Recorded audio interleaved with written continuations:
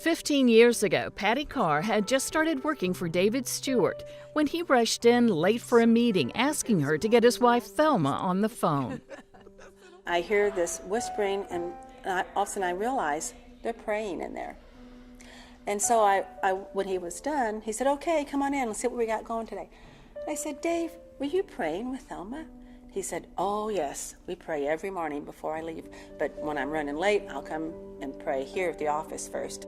That was Patty's introduction to the faith of her new boss and his wife. Faith has always been really strong, even from a child. I had that to always lean on. We both did. My husband and I both did. And that's really what carried us through, some of the really lean times. Thelma Steward has been talking to God for a long time, and the conversations aren't one-sided. 4 things I really asked God for. I said I wanted to be a nurse. And she became one, training at both Homer G. Phillips Hospital and City Hospital. I wanted to be a wife and a mother. For nearly 40 years, she's been married to David. They have 2 children, David Jr. and Kimberly. And now I'm a grandmother, praise God.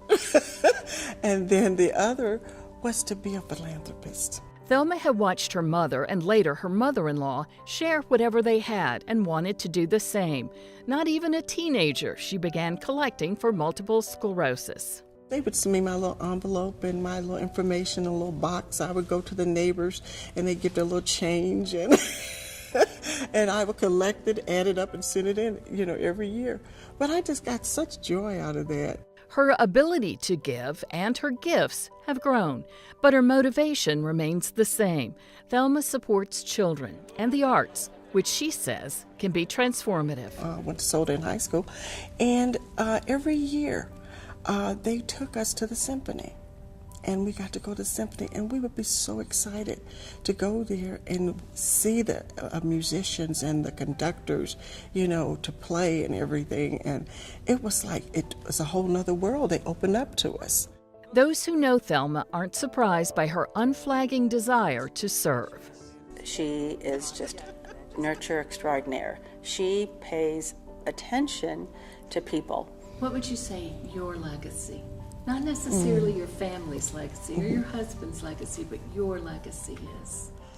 You're gonna make me cry now. But I pray and hope that I have been a good wife, a good mother, a good grandma, a good mother-in-law, and I pray that I have been a good server of my community. That's what I do.